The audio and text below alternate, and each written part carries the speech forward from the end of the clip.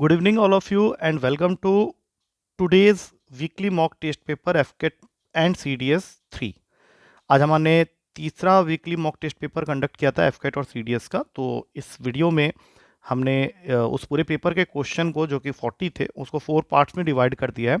तो this is the part 1 in which we will be discussing questions from 1 to 10, and then part 2 होगा 11 से 20 के लिए, part 3 21 to 30 and part 4 31 to 40। तो सबसे पहले स्टार्ट करते हैं हमारे पार्ट 1 से, जिसमें फर्स्ट 10 क्वेश्चंस डिस्कस होंगे। तो आज के पेपर का जो सबसे पहला क्वेश्चन था, ये क्वेश्चन कह रहा है कि person sell 60 articles for rupees 160। 60 articles ये आदमी बेच रहा है 160 रुपीज में, and he has a loss of 20%। तो सबसे पहले तो अगर वो एसपी ऑफ 60 आर्टिकल्स देख रहा है, तो एसपी ऑफ 60 आर्टिकल्स है उसका रुपीज 160। तो हम लोग क्या करेंगे, उसके एक आर्टिकल का एसपी निकालेंगे। तो SP of one article will be 160 by 60 rupees. अब हमें सीपी ऑफ वन आर्टिकल देखना है, लेकिन in this transaction he is having a loss of 20%। तो CP of one article with 20% loss अगर हम लोग निकालते हैं, तो ये हो जाएगा 160 बाई 60 इंटू 5/4। अब ये क्वेश्चन उठेगा कि ये 5/4 कहाँ से आया है। तो ये हमने फॉर्मूला लगाया है सीपी का।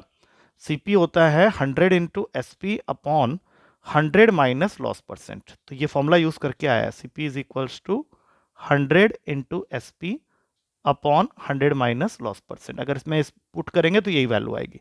अब इसको अगर हम लोग थोड़ा सा सिंप्लीफाई कर दें, तो ये वैल्यू आ रही है 10/3। मतलब CP of one article with 20% loss is 10/3।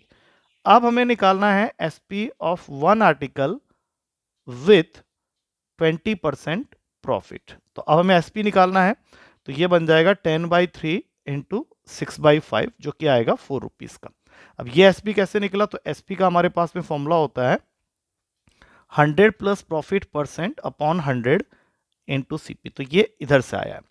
तो अब तुमको ये पता चल गया कि एक आर्टिकल को 20% प्रॉफिट में बेचने पे उसको 4 रुपए का फायदा हो रहा है, और उसने 120 रुपीज लगाए हैं। तो 120 रुपीज का मतलब है 120/4, he has to sell 30 articles to get a profit of rupees 120। तो तुम्हारा सही आंसर इसका हो गया D option, that is 30 articles. अब चलते हैं अगले क्वेश्चन में। अगले क्वेश्चन में दिया हुआ है कि 30 ईयर्स अगो, 30 साल पहले, Joseph's age was half of what his age is now is. तो सबसे पहले तो उसके प्रेजेंट एज को मैं लेट कर लेता हूं एक्स। अब 80 Q according to the question, अगर मैं उसको 30 ईयर्स पहले ले जाता हूं, तो 30 years ago Joseph age was half of what his age is now. तो x माइनस 30 की वैल्यू हाफ ऑफ x हो जाएगी। तो यहां से आ गया 2x minus 60 equals to x, और उसका प्रेजेंट एज आ गया 60 ईयर्स का।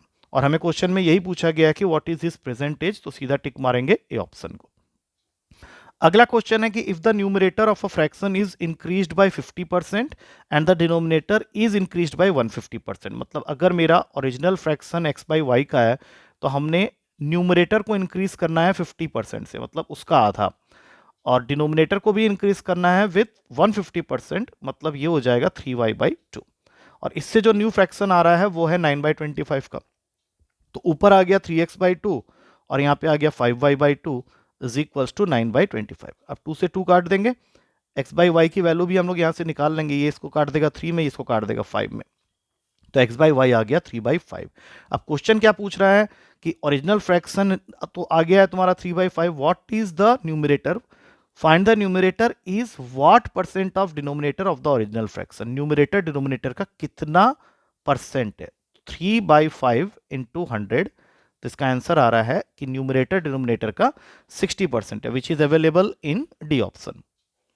अगला क्वेश्चन है कि average of 5 consecutive numbers is 35, find the largest number. अब ये सिंपल सा क्वेश्चन है, 5 कंसेक्यूटिव नंबर्स हैं, तो बीच वाला नंबर ही एवरेज होता है। तो इसके आगे 2 कंसेक्यूटिव लिख लो, 35 के आगे 2 कंसेक्यूटिव होंगे 36 37, और इसके पीछे 2 कंसेक्यूटिव होंगे 34 33। तुम्हें फाइंड करना है लार्जेस्ट नंबर, तो लार्जेस्ट नंबर हो गया 37, so B is the correct answer. अगला क्वेश्चन है कि ratio of SP and loss.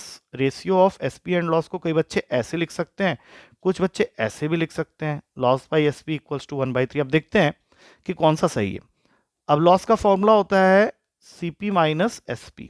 तो लॉस कोरस्पॉन्ड कर रहा है 3 को, SP कोरस्पॉन्ड कर रहा है 1 को, तो CP माइनस 1, तो CP की वैल्यू आ गई 4। अब CP 4 है, SP 1 है, तो साफ सी बात है लॉस परसेंट है, और लॉस परसेंट होता है लॉस अपॉन CP इंटू 100। तो लॉस अपॉन CP अगर हम लोग यहाँ पे लिखते हैं तो तुम्हारा CP माइनस SP के हिसाब से ये 3/4 इंटू 100 हो जाता है, और ये काटने के बाद दे रहा है मुझे 75%। अब तुम बोलोगे सर 75% तो ऑप्शन में नहीं है, तो सीधी सी बात है ये इसलिए नहीं है क्योंकि एक और एजम्पशन भी हम लोग कर सकते थे, ये मान के कि लॉस करस्पॉन्ड कर रहा है 1 को और SP करस्पॉन्ड कर रहा है 3 को। तो इस केस में तुम्हारा जो CP होगा वो तुम निकाल सकते हो, क्योंकि CP का फॉर्मूला लाने के लिए फिर से एक बार loss is equals to CP minus SP जब तुम लिखोगे तो लॉस 1 है, CP माइनस SP, तो CP की वैल्यू आ गई 4। अब CP 4 आ गया तुम्हारा, तो अब यहाँ पे सोचो कि तुम्हारा लॉस परसेंट का जो फॉर्मूला होता है that is loss upon CP into 100। तो लॉस तो तुम्हारे 1 का है, तो 1/4 इंटू 100, तो ये दे रहा है तुमको 25%, और 25% मेरे पहले ही ऑप्शन में है, तो इस प्रोसेस को काट के हमें सेकेंड मेथड से करना है। अब अगला क्वेश्चन आ रहा है कि student multiply a number by 4/5 instead of 5/4, तो उसका परसेंटेज वाइज एरर में क्या कैलकुलेशन आएगा, कैलकुलेशन में क्या एरर आएगा। तो सबसे पहले तो ऐसा करते हैं कि नंबर को लेट कर लेते हैं 20। तो अगर तुम्हारा ओरिजिनल नंबर तुम देख रहे हो तो तुमको 5/4 से मल्टीप्लाई करना चाहिए था इस नंबर को, तब तुम्हारा आंसर आ जाता 25। लेकिन अभी जो तुमने रॉन्ग मल्टीप्लीकेशन किया है उससे तुम्हारा जो रॉन्ग नंबर आ रहा है दैट इज 4/5 इंटू 20, जो कि तुमको दे रहा है 16। तो अगर तुम्हें परसेंटेज एरर निकालना है तो you have to first see the difference, percentage error is the net difference, जो कि बन रहा है 9 का। अब ओरिजिनल जो आना चाहिए था वो 25 आना चाहिए था, तो नीचे ओरिजिनल आएगा इंटू 100।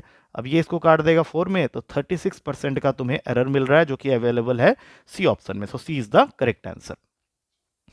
अगला क्वेश्चन है कि एक ट्रायंगल है, उसके तीनों साइड का रेशियो तुमको दिया हुआ है। अब ये पाइथागोरियन ट्रिपलेट होते हैं तो कुछ आइडिया तो लग रहा है कि ये पाइथागोरियन ट्रिपलेट ही फॉर्म करेगा। तो 3x 4x 5x हो गया। राइट एंगल ट्रायंगल का एरिया का फॉर्मूला होता है half into base into height. Area हमें 150 दिया हुआ है, हाफ इंटू बेस को अगर हम लोग देखें तो 4x है, हाइट 3x है। तो यहाँ से अगर तुम कैलकुलेशन करते हो तो नेक्स्ट स्टेप में आ जाएगा x² इज इक्वल्स टू 150/6। तो x² की वैल्यू आ गई 25, x हो गया 5। अब तुम इसको यहाँ पे पुट कर दो क्योंकि हमें तो लॉन्गेस्ट साइड चाहिए, तो 5 इंटू 5 करने पे ये आ जाएगा 25 मीटर, जो कि पहले ऑप्शन में अवेलेबल है। सो ए इज द करेक्ट आंसर। अगला क्वेश्चन है कि वर्किंग एफिशिएंसी जो है ए और बी का वो है 2/3 की रेशियो में, मतलब ए दुगना और बी तिगुना बेहतर काम कर सकता है। और इसी वजह से आगे क्वेश्चन में दिया हुआ है कि if B takes 4 days less to complete the work, तो हम लोग यहाँ पे फॉर्मूला यूज करेंगे जो मैंने क्लास में बताया हुआ है, d1 eta 1 equals to d2 eta 2। ये वाला साइड ए के लिए रख लो, ये वाला साइड बी के लिए रख लो। ए को 200 एफिशिएंसी से काम कराओ तो उसको जो डेज लगेंगे उसको डिलेट कर लो। बी 300 एफिशिएंसी में काम कर रहा है तो उसको 4 दिन कम लगने वाले हैं, तो d-4। अब यहाँ आ गया 2, यहाँ पे आ गया 3, तो 2d is equals to 3d minus 12। तो d की वैल्यू यहाँ से आ जाती है 12। मतलब d हमने लेट किया था a के लिए, तो a को 12 दिन लगेंगे, तो b को 4 दिन कम लगने वाले हैं, दैट इज b को 8 डेज लगेंगे। अब क्वेश्चन क्या चाह रहा है कि find the total number of days required to finish the work together by A and B. तो ए एंड बी अगर टुगेदर काम करते हैं तो कंबाइंड वर्क का फॉर्मूला होता है t is equals to t1 t2 upon t1 plus t2। तो पहले वाले का 12 इंटू 8 अपॉन 12 प्लस 8 20 हो गया। अब इसको 4 के टेबल में कट कर दो, 3/5 मतलब 24/5 ऑप्शन में होना चाहिए। यहाँ पे मिक्स्ड फ्रैक्शन में है ये 4/5, so D is the correct answer. अगला क्वेश्चन में करेक्शन था, मैंने क्लास में बताया था, यहाँ पे 6/5 की जगह 6/9 होगा। मतलब अगर एक आदमी अपनी स्पीड के 6/9 पे चलता है तो he is late by 18 minutes. तो ऐसा करते हैं, डिस्टेंस को मान लेते हैं d, स्पीड को मान लेते हैं s। तो उसका जो ओरिजिनल टाइम लगेगा वो d/s होगा, लेकिन न्यू टाइम जो है जो कि उसकी डिक्रीज स्पीड में है 6/5 ऑफ हिज ओरिजिनल स्पीड, तो ये उसका न्यू टाइम हो गया। ये उसका ओरिजिनल, ये उसका न्यू। तो ऑब्वियस सी बात है कि अगर वो अपने डिक्रीज स्पीड में चल रहा है तो जो टाइम लगेगा वो ज़्यादा लगेगा, 6/5 of S d/6/5 of S minus d/s, और ये डिफरेंस हमें दिया हुआ है 18 के। और d/s अगर मैं यहाँ से कॉमन ले लूँ तो ये बन जाएगा 5/6 सॉरी 6/9, ये बार बार 5 लिखना चाहिए था यहाँ पे। 9/6 - 1 इज इक्वल्स टू 18। तो यहाँ आगे सॉल्व करोगे तो 9 - 6 3/6 इज इक्वल्स टू 18। ये इसको काट देगा 6 में, तो d/s की वैल्यू हो गई 36 मिनट्स। इसका मतलब है कि जो टाइम उसको यूजुअल लगने वाला था d/s वो 36 मिनट लगेगा। So B is the correct answer. अगला क्वेश्चन है कि 300 ग्राम है एक सॉल्ट सॉल्यूशन का। सॉल्ट सॉल्यूशन में सॉल्ट कुछ होगा, वाटर कुछ होगा। क्वेश्चन तुम्हें ऑलरेडी बता चुका है कि सॉल्ट सॉल्यूशन में 40% तुम्हारा सॉल्ट है, मतलब 40% ऑफ 300। अगर मैं इसको यहीं पे सॉल्व कर दूं तो 120 जो ग्राम है वो सॉल्ट का है, तो ऑब्वियस सी बात है 180 ग्राम पानी का होगा। अब क्वेश्चन पूछता है कि how much salt must be added to make it a 50% in solution. मतलब 120 में तुम कितना परसेंट ऐड करोगे सॉल्ट, तो टोटल में भी वो ऐड हो जाएगा 300 प्लस एक्स, जिससे कि ये वैल्यू जो है ये 50% हो जाए। 50% का मतलब होता है हाफ। अब इसको सॉल्व करके जो भी एक्स की वैल्यू निकलेगी वही तुम्हारा क्वांटिटी ऑफ सॉल्ट होगा। तो इसको सॉल्व करना बहुत ही आसान है। यहाँ से एक्स की वैल्यू हो गई 300 - 240, दैट मीन्स 60 ग्राम सॉल्ट तुमको और ऐड करना पड़ेगा, जिससे कि तुम्हारा नेट कंटेंट जो है वो सॉल्ट का 50% हो जाए।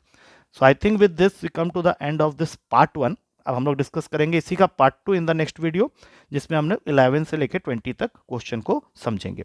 और अगर इन क्वेश्चंस में अभी भी डाउट रहता है तो you can ask me in the class itself. So let's start our second video.